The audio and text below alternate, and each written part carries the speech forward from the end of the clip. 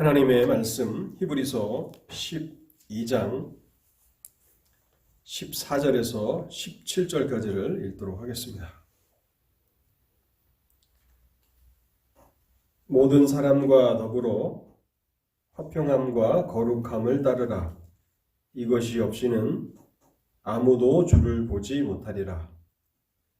너희는 하나님의 은혜에 이르지 못하는 자가 없도록 하고 또 쓴뿌리가 나서 괴롭게 하여 많은 사람이 이로 말미암아 더럽게 되지 않게 하며 음행하는 자와 혹 한 그릇 음식을 위하여 장자의 명분을 판 에서와 같이 망령된 자가 없도록 살피라. 너희가 아는 바와 같이 그가 그 후에 축복을 이어받으려고 눈물을 흘리며 고하되 버린 바가 되어 회개할 기회를 얻지 못하였느니라. 아멘. 우리 잠시 설교를 위해서 기도하도록 하겠습니다. 하나님 아버지, 이 시간에도 저희들이 하나님의 말씀 앞에서 모였습니다. 영원하신 하나님의 나라에서 주님의 말씀을 들으며 함께 즐거워할 믿음의 동역자들, 하나님 이렇게 이 땅에서도 주일날 하나님을 예배하는 예배 자리에서 만나서 함께 예배함을 감사합니다. 하나님 아버지, 이 시간에도 말씀을 허락하여 주시옵소서. 시편 기자가 고백하는 것처럼 우리 또한 고백하게 하옵소서. 고난의 날에 주님의 말씀이 우리에게 위로가 되게 하시고 나의 영혼을 살리셨나이다라고 고백할 수 있도록 하나님 말씀을 통해서 우리의 영혼을 살아나게 하옵소서. 죽은 영혼이 다시 소생케 되는 역사가 있게 하시고 지치고 연약한 그런 영혼들이 하나님의 말씀을 통해서 능력으로 강건해지도록 하나님 이 말씀을 축복하여 주시옵소서. 하나님, 단에선 연약한 종은 이와 같은 소원은 있으나 이것을 이룰 능력은 없음을 주께서 잘 아시옵나이다.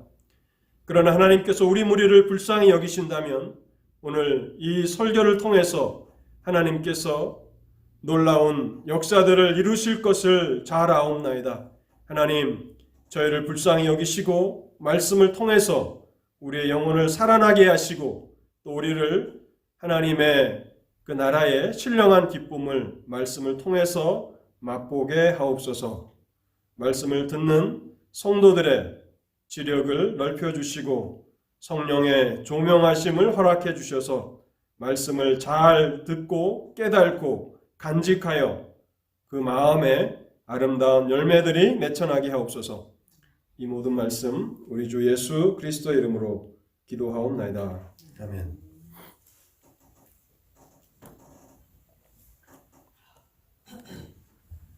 얼마 전 일본의 최장수 총리로 알려졌던 신조 아베 총리가 지병으로 인해서 65세의 나이에 총리직에서 사임하는 일이 있었습니다.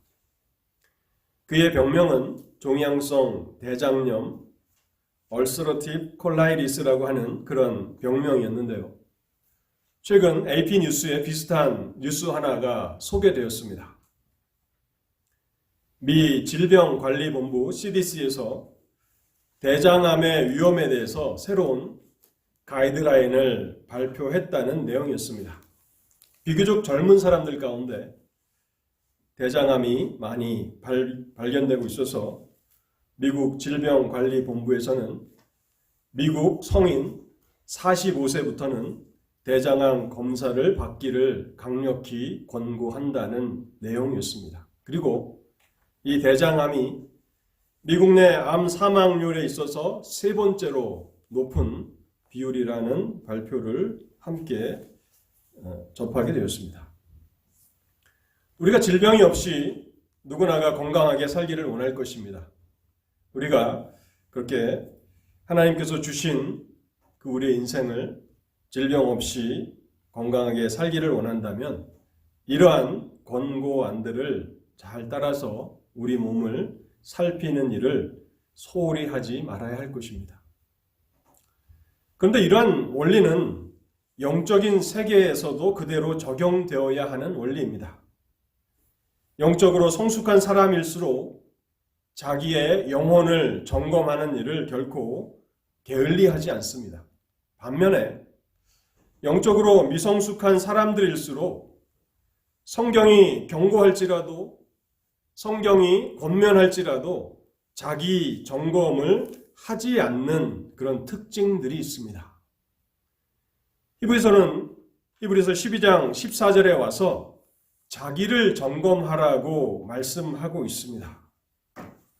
그래서 저는 오늘 이 히브리서 12장 14절에서 17절까지를 통해서 자기 점검이라는 제목으로 하나님의 진리를 생각해 보려고 하는데요.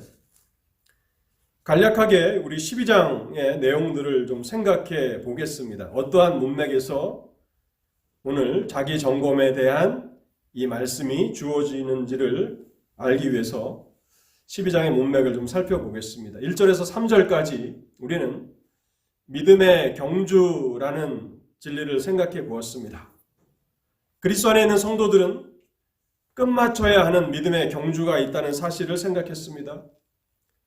우리는 아직 끝마쳐야 하는 그런 경주해야 하는 선수들인 것을 우리가 생각해 보았습니다. 경주에 있어서 무거운 것들과 얽매이기 쉬운 죄를 벗어버려야 한다는 권면을 또 생각했습니다. 모든 무거운 것이란 세상에 대한 지나친 사랑, 또 이 땅에 대한 염려, 이런 것들이 무거운 것이라는 사실을 생각해 보았고, 또 그 어떠한 죄도 우리를 사로잡지 못하도록 그렇게 죄를 벗어버려야 한다는 진리를 생각했습니다. 그리고 히브리서는 믿음의 경주를 잘 끝마칠 수 있는 비결도 빼놓지 않았습니다. 그 비결은 십자가를 참으신 주 예수 그리스도를 바라보는 것이다. 그리스도에게서 시선을 고정하는 것이다 라고 하는 사실을 생각했습니다. 그리고 4절부터 13절까지 우리가 지난 시간에 하나님의 훈련, 하나님의 징계라는 제목으로 진리를 생각해 보았습니다. 하나님께서는 하나님의 자녀들에게 그들의 영적인 성장을 위해서 반드시 훈련을 허락하신다는 사실을 우리가 생각했습니다. 그리고 이 훈련은, 하나님의 이 징계는 우리에게 매우 유익하다는 사실을 히브리서는 증거합니다.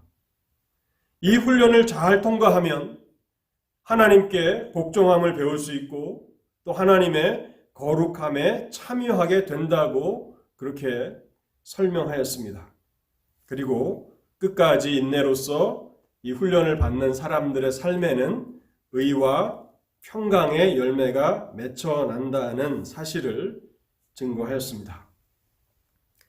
그리고 나서 이제 14절에 와서는 우리가 믿음의 경주를 잘 경주하고 있는지, 또 하나님의 훈련을, 하나님의 징계를 인내로서 잘 받고 있는지 어떻게 알 수 있는지, 우리 자신들을 점검할 수 있는 자기 점검에 대한 시간을 이곳에서 제공하고 있는 것입니다. 자기를 점검하는 방법은 크게 두 가지인데요. 첫 번째는 긍정적인 방법이고 두 번째는 부정적인 방법입니다. 먼저 이 긍정적인 방법에 대해서 먼저 말씀을 드리고 나중에 부정적인 방법을 말씀드리도록 하겠습니다. 오늘 본문 14절은 자기를 점검할 수 있는 긍정적인 방법입니다. 모든 사람과 더불어 화평함과 거룩함을 따르라. 이것이 없이는 아무도 주를 보지 못하리라.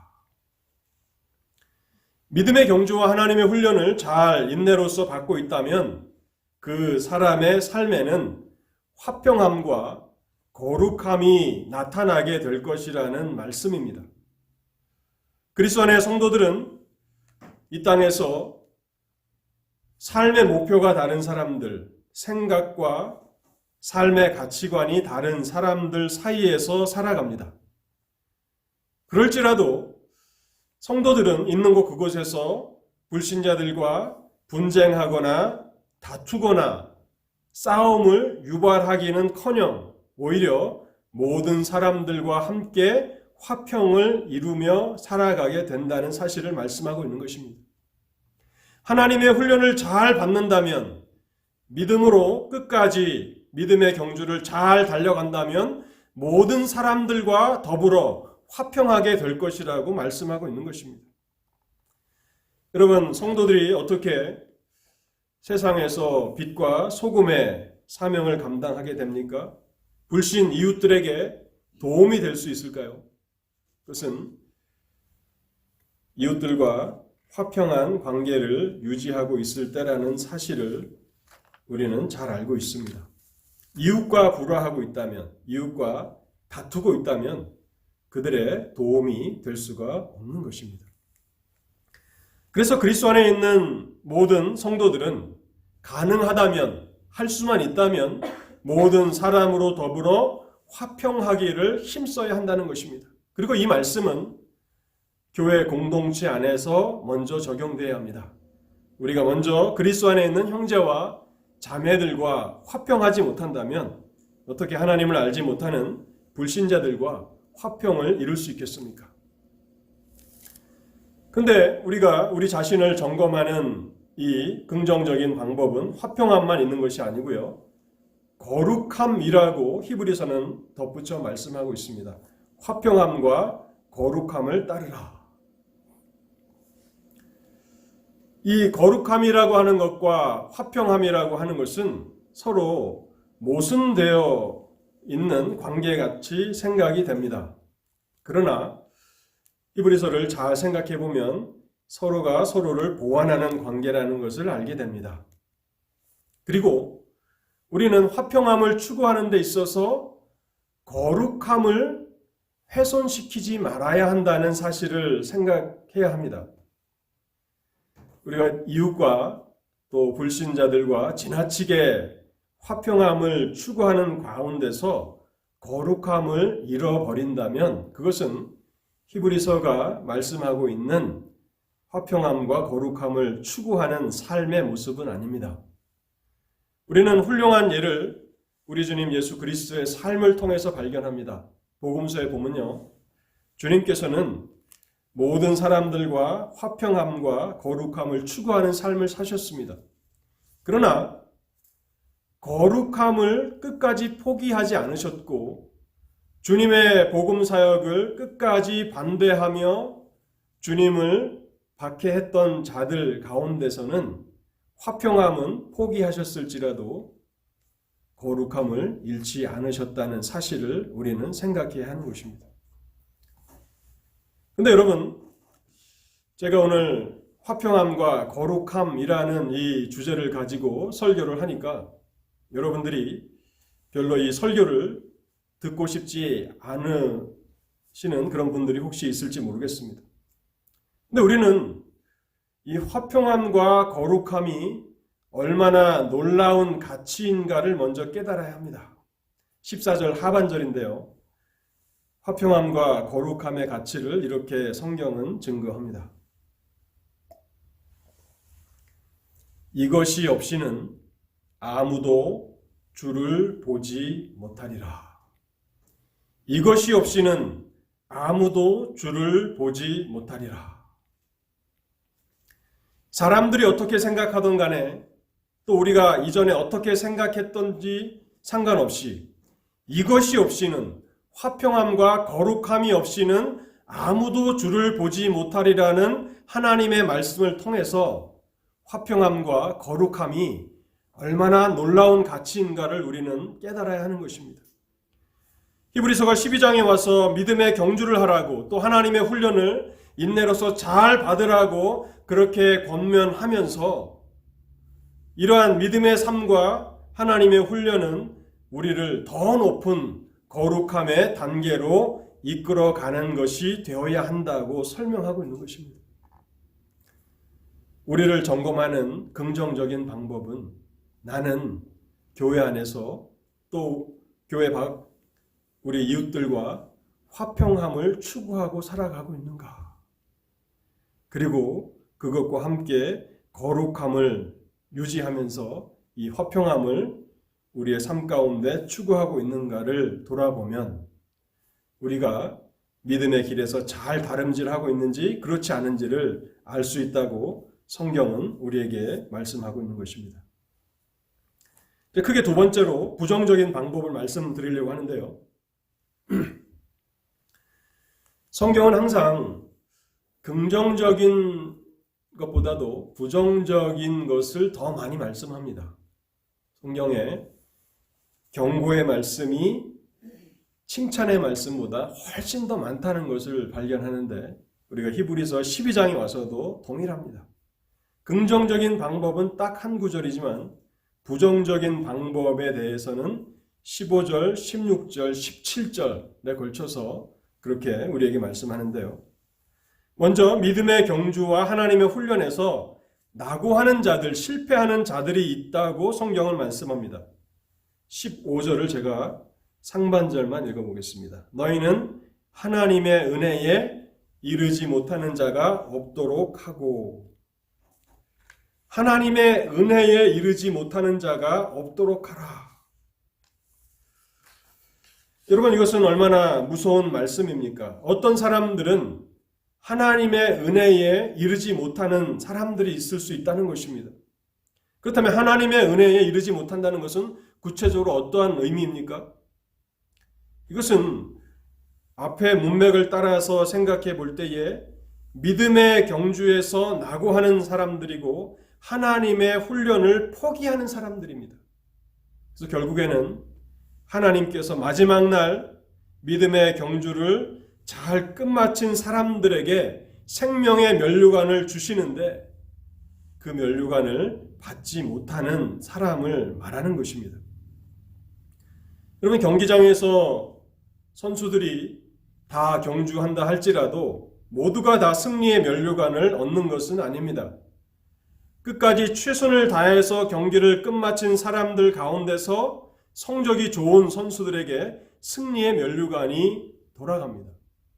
그런데 어떤 선수가 끝까지 경기를 끝마치지도 못했다면 그 선수는 상을 받을 기회가 전혀 없을 것입니다. 믿음의 경주에서도 크게 다르지 않습니다. 믿음의 경주는 하나님의 은혜를 힘입고 달리는 경주입니다. 하나님의 선행하는 은혜가 우리의 삶 가운데 임하게 될 때 우리는 비로소 믿음으로 살아가게 되고 믿음의 경주에 참여하는 선수들이 됩니다. 그런데 이 경주가 믿음의 경주인 것은 마지막 날 믿음의 인내로서 이 경주를 끝마치는 모든 자들에게 성적에 상관없이 인내로서 끝까지 믿음으로 경주했다면 모든 자들에게 생명의 면류관이 수여된다는 사실입니다. 그래서 디모데후서 4장 7절과 8절에서 사도 바울이 이렇게 말하죠. 나는 선한 싸움을 싸우고 나의 달려갈 길을 마치고 믿음을 지켰으니 이제 후로는 나를 위하여 의의 면류관이 예비되었으므로 주 곧 의로우신 재판장이 그날에 내게 주실 것이며 내게만 아니라 주의 나타나심을 사모하는 모든 자에게도니라. 내가 그 면류관을 받았으니까 내 뒤에 들어오는 여러분들은 면류관을 받지 못합니다 라고 말하지 않습니다. 나도 생명의 면류관을 받게 될 것이지만 그러나 마지막까지 믿음의 경주를 끝마치는 모든 사람들에게 하나님께서는 생명의 면류관을 주실 것입니다 라고 말씀하고 있다는 것입니다. 그럼에도 불구하고 면류관을 받지 못하는 사람들은 누구입니까? 경기를 중도에 포기해 버리고 마는 사람들입니다. 하나님의 훈련을 그 고난과 그 환난들을 믿음의 인내로 끝까지 견디지 못하고 중도에 포기해 버리는 사람들이라는 사실이죠. 그렇다면 이처럼 경기를 중도에 포기하는 사람들, 또 하나님의 훈련을 중간에 포기해 버리는 사람들은 어떤 특징이 있는가 두 가지를 말씀드리겠습니다. 이처럼 하나님의 은혜가 부족한 사람들, 그래서 믿음의 경주를 다 끝마치지 못하는 사람들의 삶에는 쓴 뿌리가 나타난다고 히브리서는 말씀합니다. 15절 하반절을 제가 읽겠습니다. 또 쓴 뿌리가 나서 괴롭게 하여 많은 사람이 이로 말미암아 더럽게 되지 않게 하며. 쓴 뿌리. 히브리서 12장에서 말씀하고 있는 이 쓴 뿌리는 과연 무엇일까요?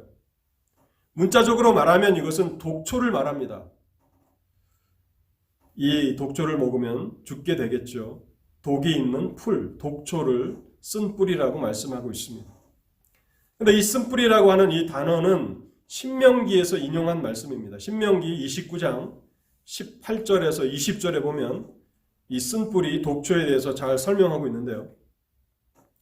너희 중에 남자나 여자나 가족이나 집 하나 오늘 그 마음이 우리 하나님 여호와를 떠나서 그 모든 민족의 신들에게 가서 섬길까 염려하여 독초와 쑥의 뿌리가 너희 중에 생겨서 이 저주의 말을 듣고도 심중에 스스로 복을 빌어 이르기를 내가 내 마음이 완악하여 젖은 것과 마른 것이 멸망할지라도 내게는 평안이 있으리라 할까 함이라. 여호와는 이런 자를 사하지 않으실 뿐 아니라 그 위에 여호와의 분노와 질투의 불을 부으시며. 이 쓴뿌리는 마음이 하나님에게서 멀어진 사람들에게서 자라게 된다고 말씀하고 있습니다. 우리 하나님 여호와를 떠나서 그 마음이 하나님을 떠난 사람들의 마음에 이 쓴뿌리가 난다는 것이죠. 그렇게 되면 하나님의 말씀이, 하나님의 경고의 말씀이 전혀 들리지 않는다는 사실입니다. 하나님께서 신명기 29장에서 무엇을 말씀하십니까? 결코 이 저주의 길을 걸어가지 말라는 그런 말씀이 신명기 29장입니다. 신명기에는 축복의 말씀과 저주의 말씀이 있는데 신명기 29장은 저주의 말씀입니다. 이 저주의 말씀을 듣고도 스스로 복을 빌어 이르기를 내게는 평안이 있으리라 할까 함이라.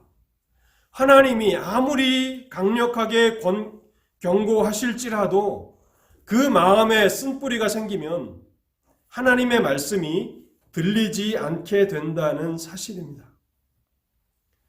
여러분, 이것은 얼마나 무서운 것입니까? 하나님의 경고로 들을 수 없는 사람들, 그 사람들의 종말은 너무나 비참한 것입니다. 근데 여러분, 우리가 잊지 말아야 하는 것은 이 쓴뿌리의 시작이 하나님에 대한 원망과 불평에서 시작된다는 사실입니다.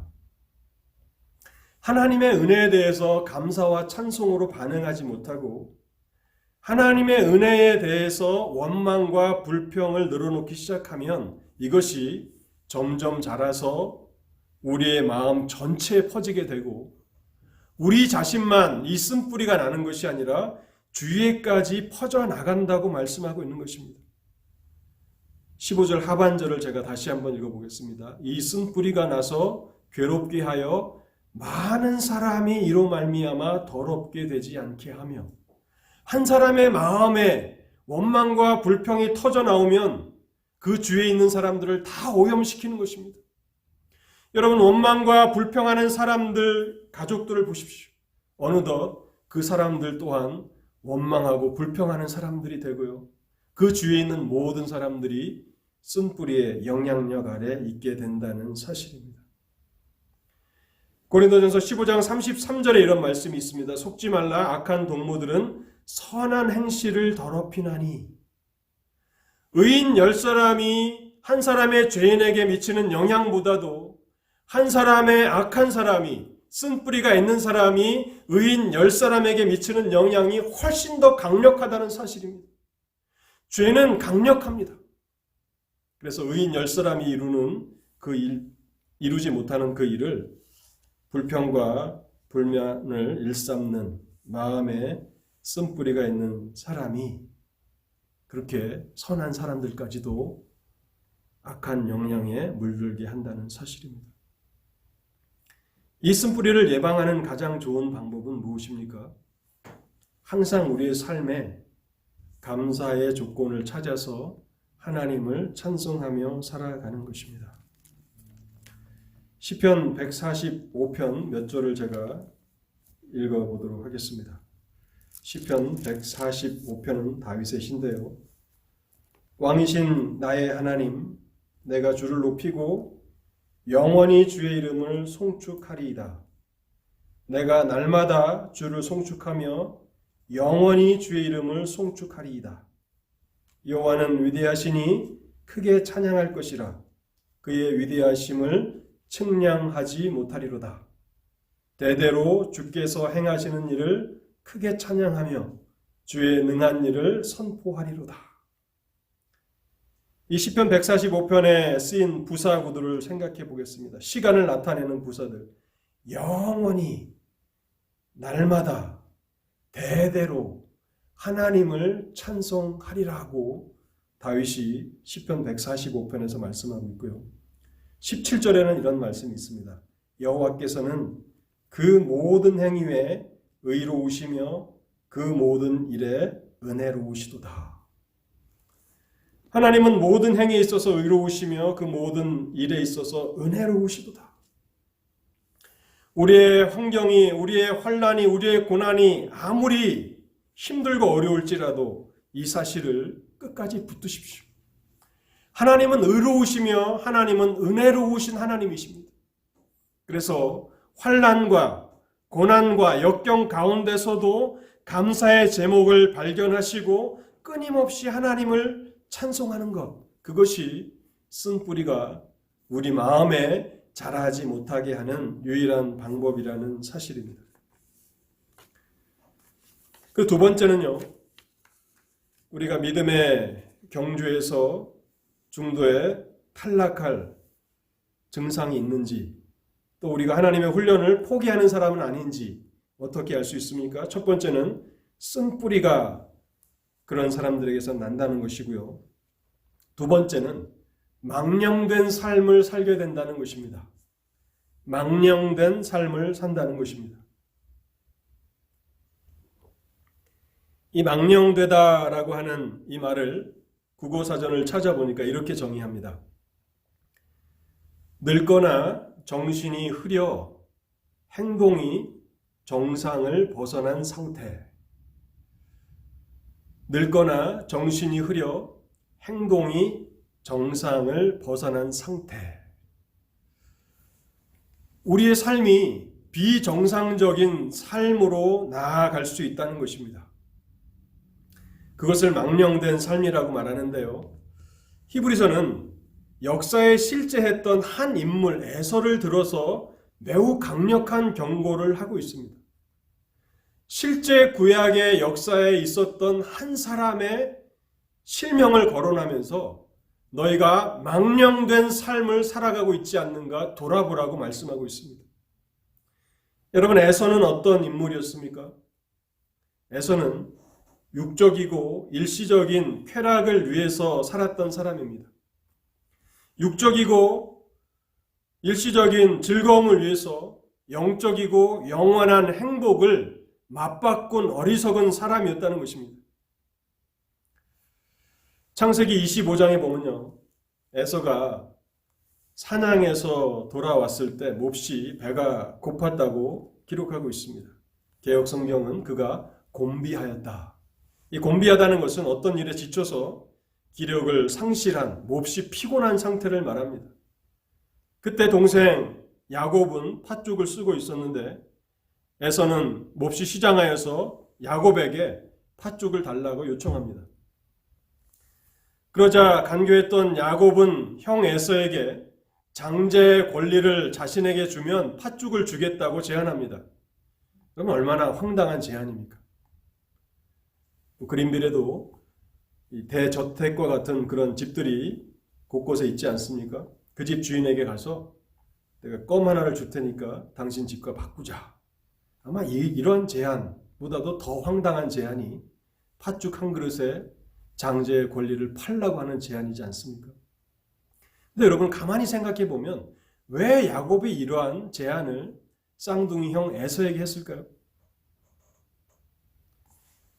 야곱은 형 에서가 어떤 사람인지를 잘 알고 있었기 때문에 그러한 것입니다.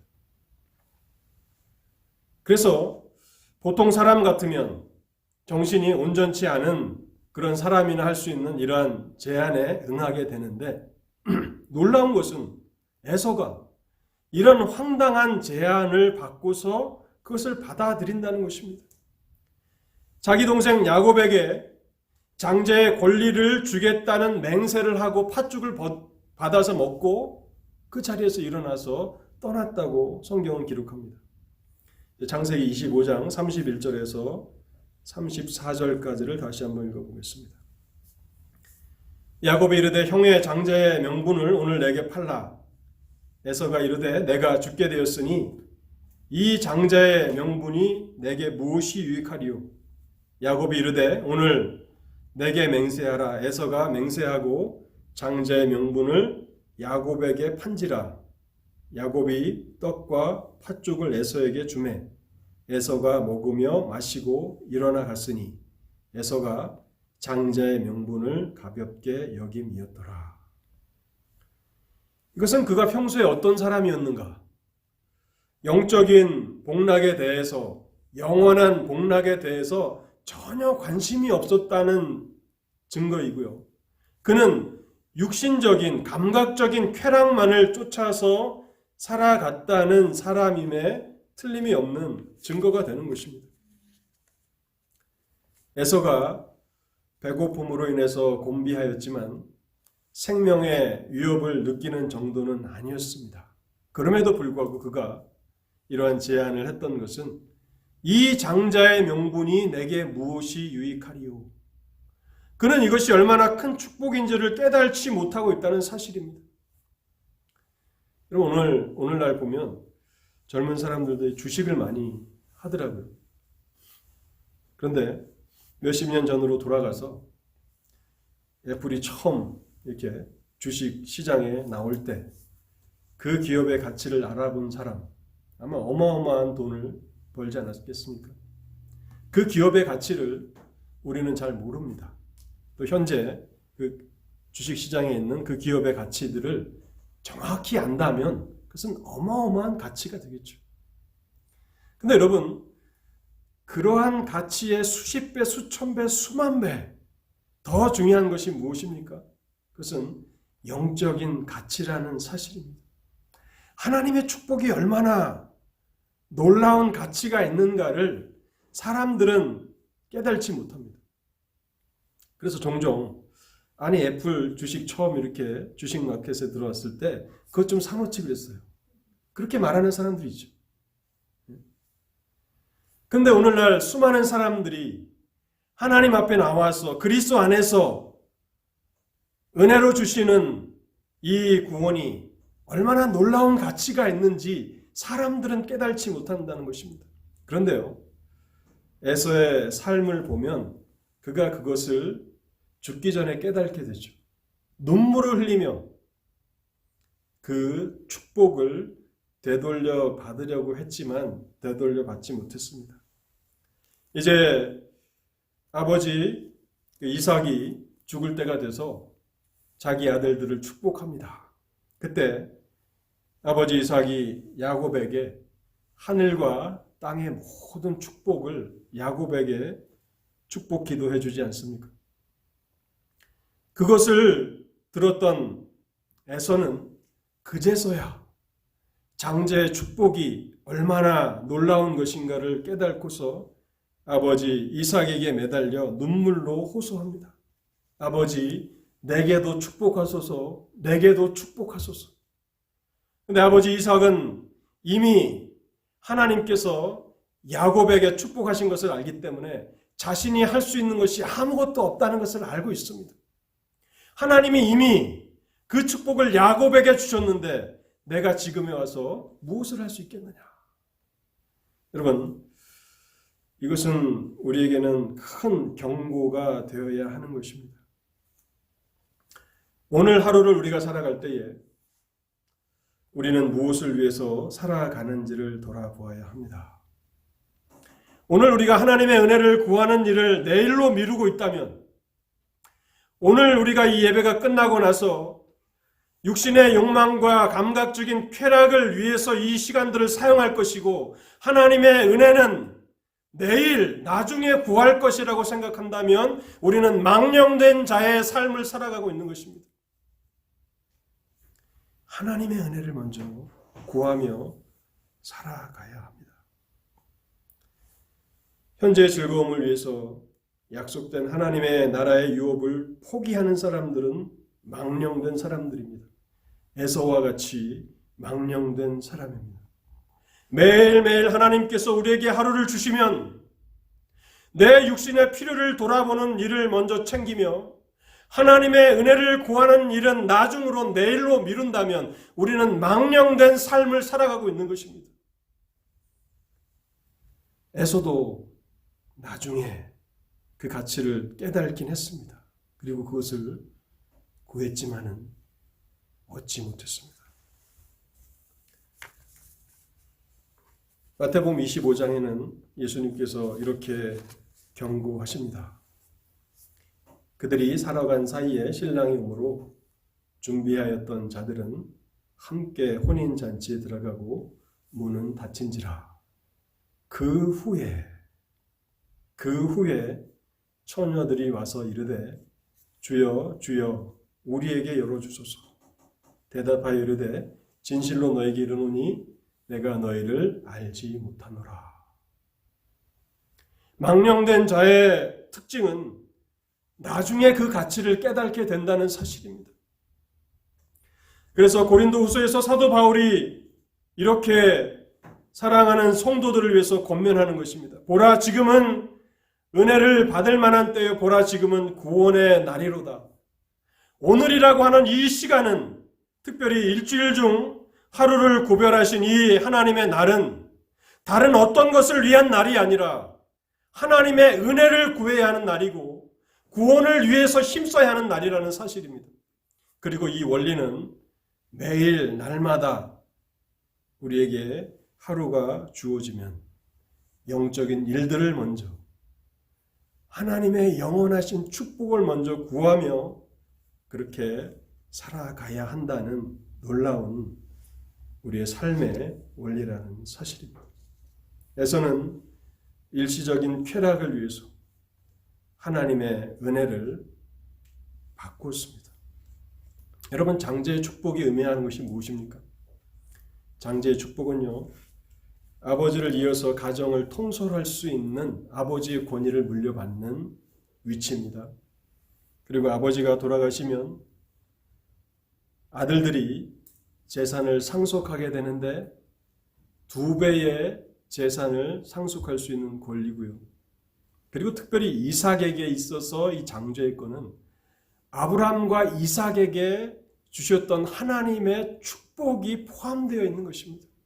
가나안 땅을 너에게 주리라고 하는 이 엄청난 축복이 장자의 권리에 포함되어 있었던 것입니다. 그런데 실제로 에서는 망령된 삶을 살았고 뒤늦게 그것을 깨달았지만 그것을 되돌이킬 수 없었다고 말씀하고 있습니다. 사랑하는 성도 여러분, 오늘 우리는 히브리서 12장을 통해서 우리 자신을 점검하라는 그런 말씀을 받게 됩니다. 우리가 이 일을 게을리 하지 말아야 합니다. 영적으로 성숙한 사람들일수록 더욱 경고의 말씀, 또 우리에게 말씀하시는 그런 부정적인 그런 말씀들을 더욱 철저하게 적용시키는 경향이 있고요. 미성숙한 사람들일수록 경고의 말씀은 흘려듣는 경향이 있습니다. 오늘 우리는 긍정적인 방법과 부정적인 방법 두 가지를 생각해 보았습니다. 모든 사람과 더불어 화평함과 거룩함을 따르라는 그런 말씀을 생각해 보았습니다. 우리의 삶에 화평함과 거룩함이 있는지. 많은 사람들이 화평과 거룩을 따분한 단어라고 인식할 수 있습니다. 그러나 이것이 없이는 아무도 주를 보지 못하리라. 이 말씀을 통해서 화평함과 거룩함이 얼마나 대단한 가치가 있는가를 우리는 지금 깨달아야 합니다. 마지막 날에 화평함과 거룩함의 그 가치가 온 세상의 모든 사람들의 뇌리에 각인이 될 것입니다. 오늘날은 부자들이 주목을 받고 높은 지위에 있는 사람들이, 또 연예인들이, 정치인들이 주목을 받지만 마지막 날에는 화평함과 거룩함을 추구한 사람들이 수많은 사람들의 부러움의 대상이 될 것입니다. 여러분, 이것이 있는가? 여러분 삶을 돌아보실 수 있기 바랍니다. 또한 히브리서는 더 많은 지면을 할애해서 부정적인 방법을 제시합니다. 쓴뿌리가 있는가 돌아보라고 말씀합니다. 이것은 무서운 것이라서 우리의 마음 전체를 악에 물들게 하고 우리뿐만 아니라 주변의 많은 사람들을 원망과 불평 가운데 살아가게 하는 폐악입니다. 그리고 이 쓴뿌리를 제거할 수 있는, 방지할 수 있는 길은 하나님 앞에 감사하며 살아가는 것입니다. 또한 에서를 통해서 히브리서는 우리에게 강력한 경고를 주고 있습니다. 여러분들 가운데 서로 돌아보라.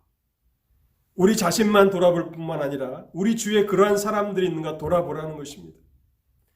하나님의 은혜를 구하는 것은 항상 뒤로 미루고 있고 육신적인 감각적인 쾌락을 항상 먼저 추구하며 살아간다면 그 사람은 에서의 망령된 길을 걸어가는 사람이라는 것입니다.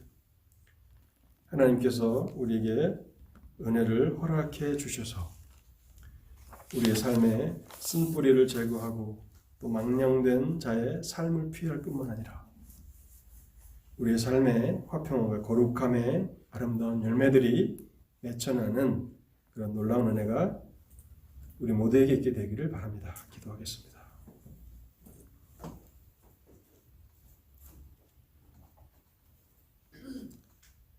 하나님, 감사합니다. 주님의 흔들리지 않는 이 진리의 말씀 앞에서 우리 자신들을 달아보게 하옵소서. 벨사살 왕이 성전 금은 기명으로 잔치를 벌이고 있을 때에 메네메네 데겔 우바르신 하나님의 저울에 네가 달렸으나 부족함이 드러났다라고 하는 이 최후의 선고가 있었던 것을 기억합니다. 하나님, 그 마지막 날이 이르기 전에 우리 자신들을 점검하게 하옵소서. 그리고 오늘은 구원의 날이요, 오늘은 은혜 받을 만한 날이라고 말씀하시는 주님의 말씀을 기억하게 하옵소서. 우리가 날마다 하나님의 은혜를 구하며 살아야겠지만은 오늘 이 거룩한 주일에는 더욱 간절함으로 하나님의 은혜를 구하며 살아가게 하옵소서. 그래서 이곳에 있는 사랑하는 성도들 가운데, 우리와 함께 예배하는 성도들 가운데 한 사람도 그 삶에 하나님의 은혜가 부족하지 아니하도록 오늘 이 말씀을 통해서 일하여 주옵소서. 그래서 절뚝거리는 연약한 다리로도 마지막까지 믿음의 인내로서 믿음의 경주를 잘 다름질하고 주님께로부터 생명의 면류관을 받아 쓰는 저희 모두가 되도록 말씀을 통해서 저희를 다스려 주옵소서. 우리 주 예수 그리스도의 이름으로 기도하옵나이다. 아멘.